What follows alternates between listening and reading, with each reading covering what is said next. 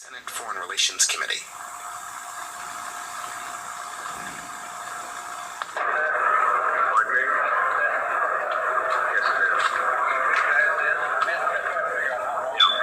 I'm pretty much going to read it as correct.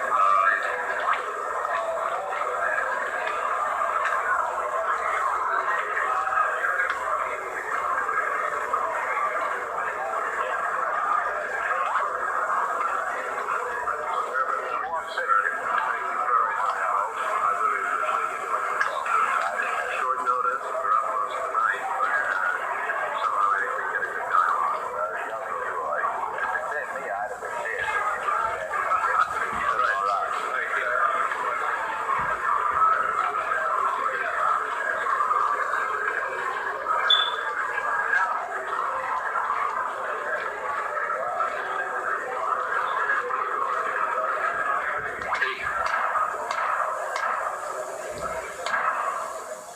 Will the committee come to order? The committee is continuing this morning its hearings on proposals relating to the ending of the war in Southeast Asia.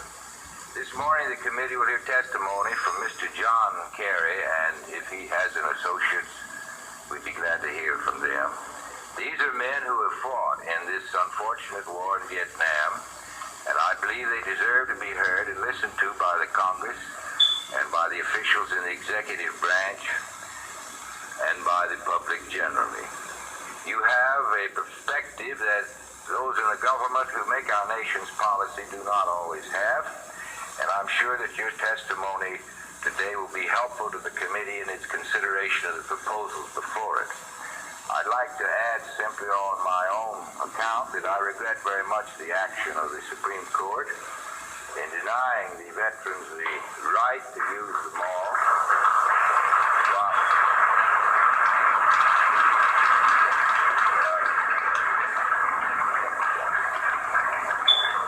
I regret that.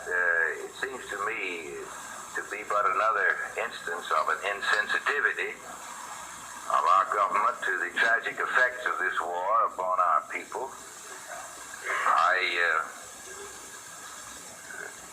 I want also to congratulate Mr. Kerry, you and your associates, upon the restraint that you've shown, certainly in the hearing the other day when there were a great many of your people here. And I think you conducted yourselves in the most commendable manner throughout this week, which I'm sure whenever people gather, there's always a tendency for some of the more emotional ones to do things which are even against their own interest. But I think you had deserved much of the credit. As I understand, you were one of the leaders of this group, and I have joined with some of my colleagues, specifically Senator Hart, in an effort to try to change the attitude of our government toward your efforts at expressing and bringing to this committee and to the country your views about the war. And I personally don't know of any group who would have both a greater justification for doing it and also a better, more accurate view of the effect of the war, which is, as you know, there has grown up in this town a feeling that it's extremely difficult to get accurate information about the war. And I don't know a better source than you and your associates. So we're very pleased to have you and your associates, Mr. Kerry. And at the beginning, if you would give to the reporter your full name and a little of your briefly, your biographical attitude so that the record would show that clearly. I would like to say for the record that, and also for the men behind me who are also wearing the uniform and their medals, that my sitting up here is really symbolic. I'm not here as John Kerry. I'm here as one member of a group of 1,000, which is a small representation of a very much larger group of veterans in this country. And were it possible for all of them to sit at this table, they would be here and have the same kind of testimony. I would simply like to speak in very general terms. I apologize if my statement is general.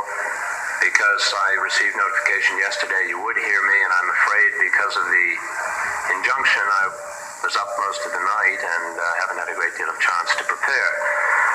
I would like to talk representing all those veterans and say that several months ago in Detroit, we had an investigation at which over 150